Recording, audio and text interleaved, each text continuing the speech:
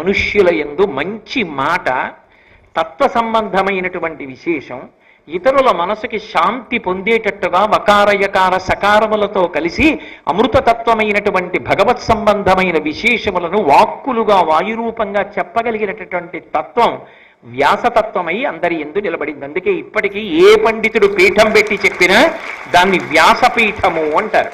వ్యాసపీఠం అయింది. అందుకే వ్యాస పౌర్ణమి, గురు పౌర్ణమి అని వ్యాస పౌర్ణమి నాడు వ్యాసుడికి నమస్కరించి గురువులందరిలో కూడా వ్యాస భగవానుణ్ణి చూసి నమస్కారం చేస్తారు. అందుకని అశ్వత్థామ శాపం ఇచ్చిన మహాత్ములను అది ఏ విధంగా చెనకుతుంది కనుక ఆయనకి జరిగే నష్టం ఏమిటి? కానీ అసలు ఆయన క్రౌధానికి ఇష్టమైనటువంటి నెత్తుటి కంపు ఒంటికి కడుతుండగా నిస్సహాయుడై తిరిగాడు. దీనివల్ల ఏమైందంటే ప్రాణులను చంపడానికి అస్త్రప్రయోగం చేశాడు. పాండవులు మానసికంగా ఏడవడానికి కావలసినంత ప్రణాళిక వేసి పెద్ద తప్పు చేశాడు. మరి కొడుకుల్ని చంపాడుగా, దానివల్ల వాళ్ళు మానసికంగా బాధపడ్డారుగా. మానసికంగా శారీరకంగా కూడా బాధపడడానికి యోగ్యమైన రీతిలో శాపం ఇచ్చాడు. 3000 సంవత్సరములు ఒళ్ళు మండిపోతుండగా తిరగాలి. కాలిపోతున్న ఒంటిలా ఉంటుంది. 3000 ఏళ్ళు తిరగాలి. శరీరానికి బాధేనా? నిస్సహాయుడు, రక్తపు కంపు మానసికంగా బాధేనా? ఈ రెండు ఎవరి పట్ల చెయ్యాలనుకున్నామో ఆ రెండు నీకు అన్వయమగుగాక. కృష్ణుడు అందుకు చెప్పించాడు, వ్యాసుడు తథాస్తు అన్నాడు. ఇలా సౌప్తిక పర్వంలో ఒకానొకప్పుడు వ్యాసుడు, కృష్ణుడు, నారదుడు వచ్చి ఆపితే తప్ప కొంత జరగవలసిన నష్టం జరిగిపోయిన తరువాత మాత్రమే లోకములను కాపాడగలిగినంత భయంకరమైన స్థితి ఒక్క వ్యక్తికి ఉన్నటువంటి మౌఢ్యం వల్ల ఏర్పడింది. ఇది వ్యాస భగవానుడు సాధించినటువంటి పరమోత్కృష్టమైన విజయం. ఎందుకండి అంటే తాను శాపం పొందినా కూడా చటుక్కున అశ్వత్థామ హృదయాన్ని గ్రహించి పాండవుల కోడళ్ళకి అన్వయం అవ్వదు అని ఆపాడు. కృష్ణుడు గ్రహించి నేను కాపాడతాను అని పరీక్షిత్తుని కాపాడాడు. ఇది వ్యాసుడు చేసినటువంటి అనితర సాధ్యమైనటువంటి మహాప్రయోజనం భారతంలో. దానికోసం శాపాన్ని పొందడానికి కూడా ఆయన వెనకడుగు వేయలేదు. అంటే లోకహితం కోసం అవసరమైతే తాను శాపవాక్కుని పొందాడు. అంతటి మహనీయుడు వ్యాసుడు. అటువంటి వ్యాసుడికి నమస్కరించకుండా ఉండడం సాధ్యమా? అటువంటి వ్యాసుడి పేరెత్తేటప్పటికి గౌరవించకుండా నిలబడగలమా భారతీయులం? అంతటి మహితాత్ముడు వ్యాసుడు. అటువంటి వ్యాసుడు మళ్ళీ స్త్రీ పర్వంలో కనపడతాడు. మళ్ళీ స్త్రీ పర్వంలో ఎక్కడ కనపడతాడు అంటే ఆ కురుక్షేత్ర సంగ్రామ భూమి యందు దుర్యోధనుడితో సహా అందరూ మడిసిపోయారు. అందరూ పడిపోయిన తరువాత ధృతరాష్ట్రుడు అప్పుడు ఏడుపు మొదలెట్టాడు. సంజయుడు ఒక మాట చెప్పాడు, దుర్యోధనుడు ఏమైనా బ్రతుకుతాడేమోనన్న మిణుకుమన్న ఆశతో కదు వింటున్నాడు యుద్ధం. ఇక దుర్యోధనుడే మరణించాడన్న తర్వాత వినడానికి అసలు శ్రోతకి ఉత్సాహం ఏముంటుంది ధృతరాష్ట్రుడికి? కాబట్టి ఆ ధృతరాష్ట్రుడు బాధపడుతున్నాడు. ధృతరాష్ట్రుడు పెనువేప విత్తే, చాలా చాలా మౌఢ్యం ఉన్నవాడే. అయినా 9 కొడుకులు మరణించారు. అల్లుడు మరణించాడు. ఏకాకి అయి నిస్సహాయుడై మిగిలిపోయాడు. అటువంటప్పుడు సాధ్యమైనటువంటి మహాప్రయోజనం భారతంలో. దానికోసం శాపాన్ని పొందడానికి కూడా ఆయన వెనకడుగు వేయలేదు. అంటే లోకహితం కోసం అవసరమైతే తాను శాపవాక్కుని పొందాడు. అంతటి మహనీయుడు వ్యాసుడు. అటువంటి వ్యాసుడికి నమస్కరించకుండా ఉండడం సాధ్యమా? అటువంటి వ్యాసుడి పేరెత్తేటప్పటికి గౌరవించకుండా నిలబడగలమా భారతీయులం? అంతటి మహితాత్ముడు వ్యాసుడు. అటువంటి వ్యాసుడు మళ్ళీ స్త్రీ పర్వంలో కనపడతాడు.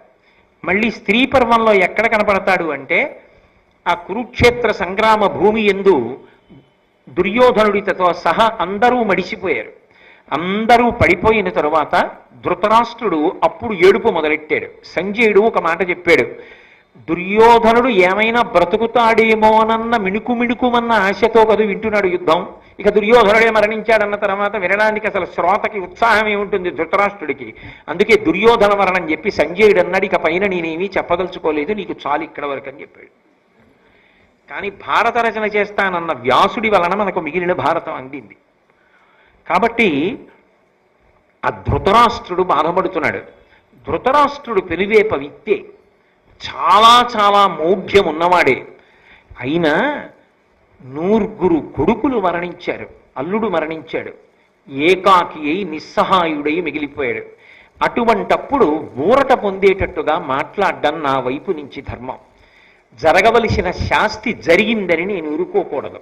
కాబట్టి నేను శాంతి కల్పిస్తానని మహానుభావుడు వ్యాసుడు బయలుదేరాడు.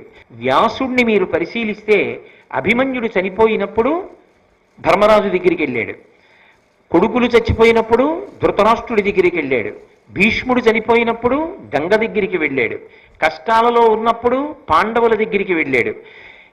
అలాగే పాండురాజు మరణించినప్పుడు తల్లి సత్యవతీదేవిని ఓదార్చాడు. 1కి 10 మాటలు ఎక్కడ ఏ కుటుంబమైనా కష్టంలో ఉంది అంటే ముందు వెడుతుంటాడు వ్యాసుడు. అంటే వ్యాసుడి జీవితాన్ని పరిశీలనం చేసినప్పుడు మనం నేర్చుకోవలసిన మొట్టమొదటి లక్షణం ఏది అంటే, ఒకరు కష్టంలో ఉన్నప్పుడు వెళ్ళి ఓదార్చడానికి మాత్రం వెనకంజ వేయవద్దు.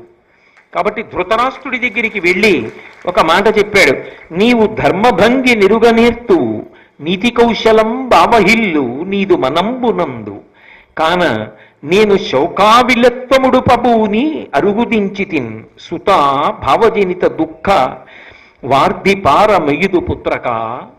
కొడుకుని పిలిచి అన్నాడు, ఓ ధృతరాష్ట్ర మహారాజా, నీకు ధర్మం అంటే ఏమిటో బాగా తెలుసు.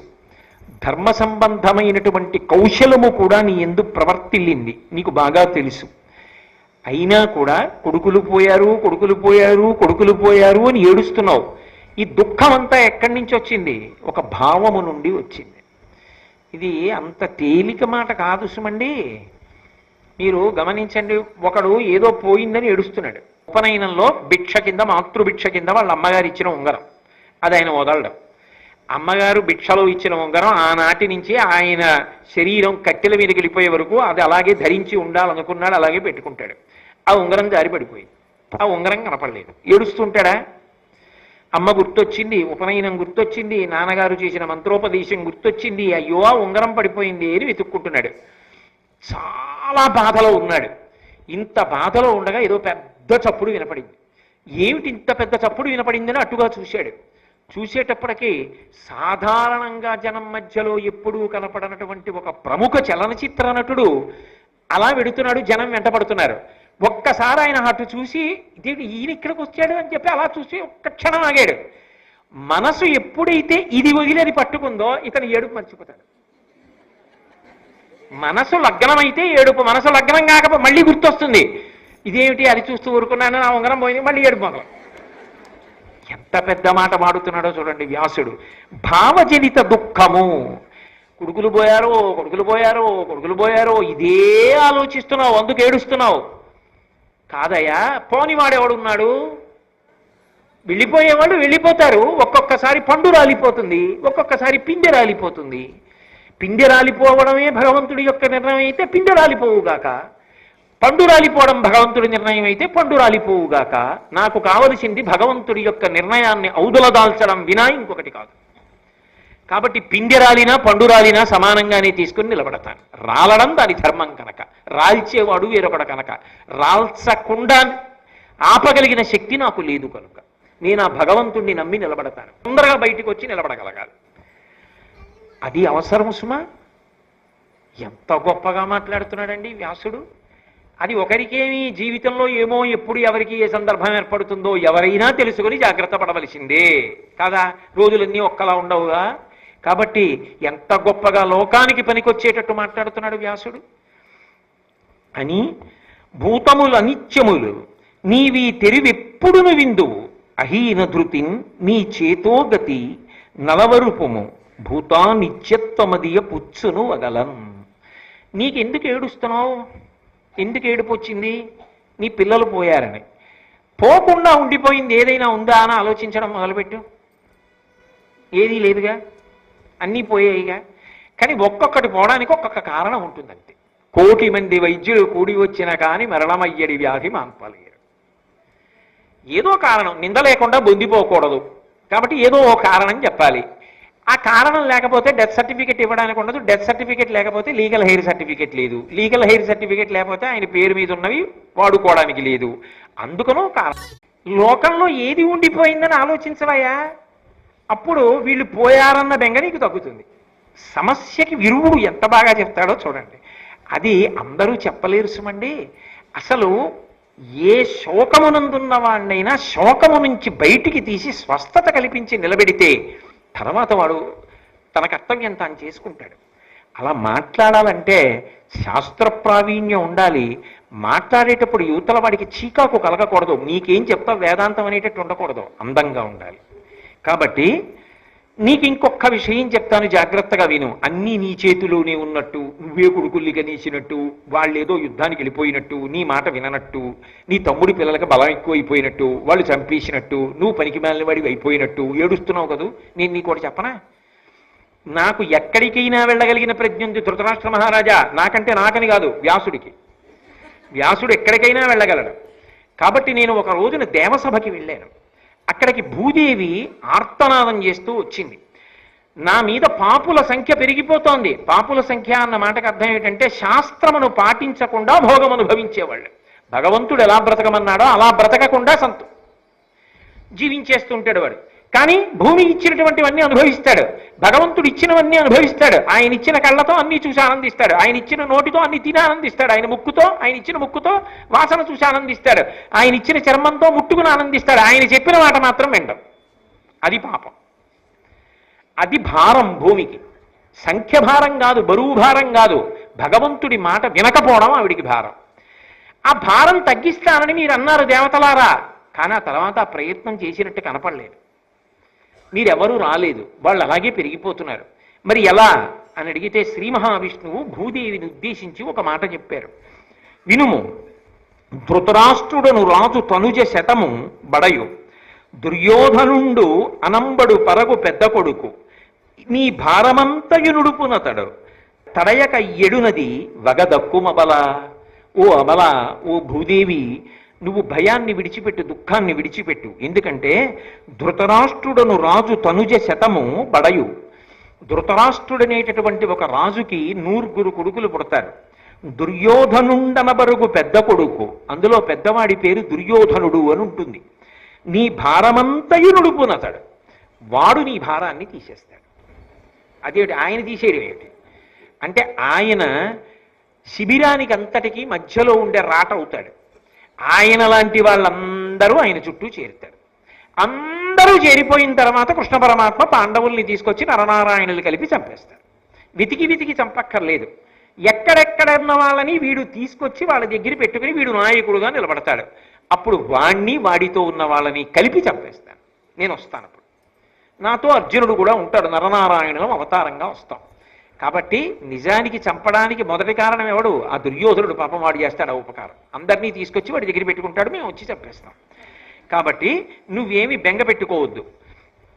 అలా ఆ దుర్యోధనుడి కారణంగా ఓ భూదేవి ఈ భూభారం అంతా కూడా తొలగిపోతుంది అని చెప్పి, ఆ దుర్యోధనుడికి కొన్ని లక్షణాలు ఉంటాయి. ఒరుల యున్నతి సైరింపనోపడు, అధిక బలుడు, క్రోధి, శూరత్వ సంపన్న బుద్ధి, బుద్ధి చెప్పిన వినియడు ప్రొడగాడు, కాన వైరంబు విడువడు కౌరవేంద్ర. నీ కొడుకుకుండే లక్షణం ఏమిటో తెలుసా? కలిపురుషుని యొక్క అంశలో వస్తాడు. అందుకే అతడు ఇంకొకడు బాగుపడితే చూడలేడు. వాడికి ఎప్పుడూ వాడు తన పని తాను చేసుకోడు, ఎవడైనా బాగుపడుతున్నాడా అని చూస్తూ ఉంటాడు, వాడు బాధపడుతూ ఉంటాడు, దానికి అసూయతో ఉంటాడు. అక్కడి నుంచి ఇంకా మిగిలిన దుర్లక్షణాలన్నీ బయటకు వస్తూ ఉంటాయి.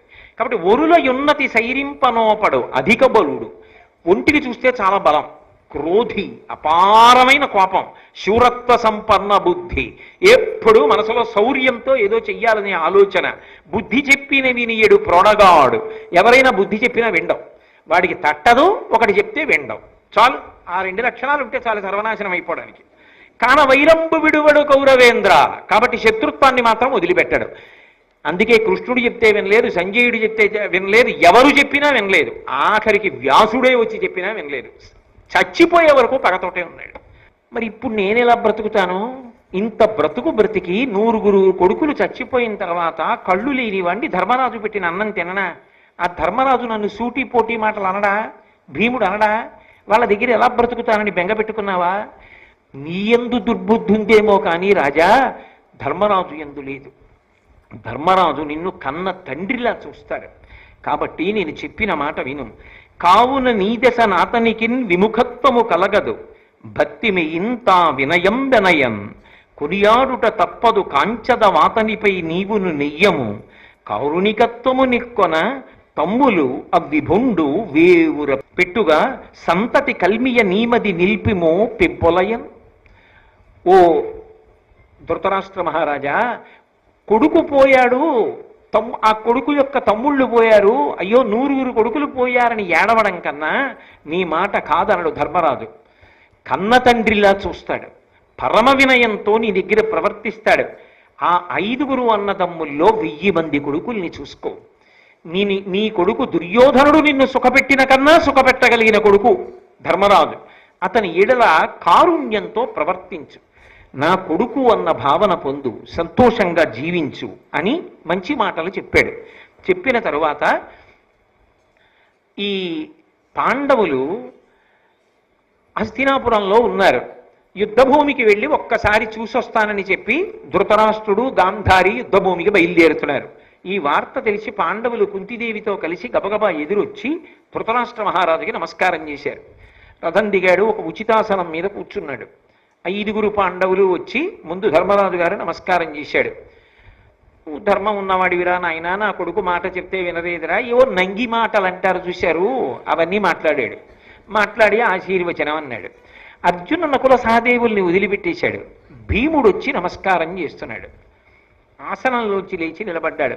కుమారా, నా కొడుకు దుర్యోధనుడు ఇన్ని పాపపు పనులు చేస్తే తొడలు విరిగొట్టిన వాడివి నువ్వే కదూ, దుశ్శాసనుడి గుండెలు బద్దలగొట్టి నెత్తురు తాగిన వాడివి, ఆయన తాగలేదు పాపం, నువ్వే కదూ, కాబట్టి మనసార కౌగిలించుకుంటాను, దగ్గరికి రా అన్నాడు. వెర్రి భీముడు వెళ్ళిపోతున్నాడు, పెద్ద తండ్రి కదా అని. కృష్ణ పరమాత్మ చెయ్యి పట్టుకుని వెనక్కి లాగి ఇనుముతో తయారు చేసినటువంటి భీముని విగ్రహాన్ని ఒకటి దగ్గర పెట్టుకున్నాడు. ఆయన ఆ విగ్రహాన్ని దగ్గరికి తోశాడు. ధృతరాష్ట్ర మహారాజు ఎంతో ప్రేమతో కౌగిలించుకున్నట్టుగా కౌగిలించుకుని 10,000 ఏనుగుల బలం గట్టిగా నొక్కేశాడు కౌగిల్లో. నొక్కేస్తే ఇంత ఇనప భీమ విగ్రహం చూర్ణమై పొడి అయి కింద పడిపోయింది. ఆ పడిపోవడంలో ఇనప ముక్కలు గుండెలకి గుచ్చుకుని నెత్తురు కారి ఆ క్రోధం, ఎంత క్రోధం అంటే భీముణ్ణి కౌగిలించుకున్నప్పుడు నా కొడుకుల్ని చంపాడు దుర్యోధనుణ్ణి దుశ్శాసనుణ్ణి అన్న ఆగ్రహంతో కౌగిలించుకున్నాడేమో. కనుగుడ్లు ముందుకొచ్చి కళ్ళల్లోంచి, చెవుల్లోంచి, ముక్కుల్లోంచి, నోట్లోంచి కూడా నెత్తురు పైకి వచ్చింది ధృతరాష్ట్రుడికి. అంటే ఎంత క్రౌర్యంతో ఉంటాడో, ఎంత కుటిలాత్ముడో చూడండి. స్పృహొచ్చింది, నీళ్లు చల్లారు, ఒళ్ళంతా తుడిచారు, నెత్తురు కడిగేశారు. లేచి ఏమీ ఎరగని వాళ్ళ, అయ్యో నాయనా భీమసేన, నువ్వు మరణించావా నాయనా, నేను కౌగిలించుకున్నాను నాయనా, ఏమిటి నాయనా నాకు ఈ క్రోధం అని బొల్లి బొల్లి రాగాలంటారు చూసారా, అలా దొంగ దొంగ ఏడుపులు మొదలెట్టాడు. అన్నీ విని కృష్ణ పరమాత్మ దగ్గరికి వెళ్ళి చెయ్యట్టుకుని, నీ దిక్కుమాలిన బుద్ధి బయటికి వచ్చిందిలే, భీముణ్ణి నువ్వు చంపుతావని తెలిసే ఇనప భీమ విగ్రహాన్ని నీ ముందు ఉంచాను, భీముడు ఇక్కడే ఉన్నాడు, ఆశీర్వచనం చెయ్యి అన్నాడు. అంతమంది ముందు నిజంగా ఎంత సిగ్గుపడి ఉండాలి ధృతరాష్ట్రుడు ఆ రోజున. కృష్ణుడు లేని పాండవులు ఎక్కడ నిలబడతారు? మహానుభావుడు పాండవుల్ని కాపాడాడు. ఆ తరువాత గాంధారీదేవి దగ్గరికి వెళ్ళి ఆశీర్వచనం పొందండి అన్నాడు. 5 బిక్కు బిక్కుమంటూ గాంధారి దగ్గరికి వెళ్ళారు. ఎందుకని ఇప్పుడు ఆవిడేం శపిస్తుందో. వెళ్ళి 5 గాంధారి దగ్గర అమ్మా నమస్కారం అన్నారు. అనేటప్పటికీ ఆవిడ వెంటనే వీళ్ళ మాటలు వినపడగానే తన కొడుకులు గుర్తొచ్చారు. ఒక్కడు బ్రతకలేదు, అందరూ మరణించారు, వీళ్ళు 5 ఇలా ఉన్నారని కోపం వచ్చి శపించబోయింది.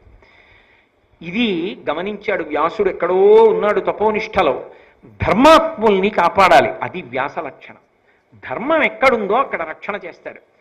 గబగబా వచ్చి ఆ సన్నివేశంలోకి ప్రవేశించాడు. ప్రవేశించి కోడలు కదా మరి ధృతరాష్ట్రుడి భార్య గాంధారి, కోడల దగ్గరికి వెళ్ళి, పాండవేయాగ్రజుపై నల్కమానుము రాజసంబేల, ఈ రాజు ధర్మపరుడు, సేవించక పాటించు వినవమ్మ చెప్పెదా, నీవించుక పాటించి వినవమ్మ చెప్పెదా, కౌరవ శ్రేష్ఠుడు అనికి చనుచుండి తల్లి దీవినయిమ్ము, జయముగా నాకని పలికిన ఆ కుమారుతోడ పేర్మికి ఈడుగా కుడుక, ఎక్కడ నుండు ధర్మమక్కడకు జయము సేరుననవే, భూరి ఘోర యుద్ధంబున గెలుపుకు నిరికాన తలంప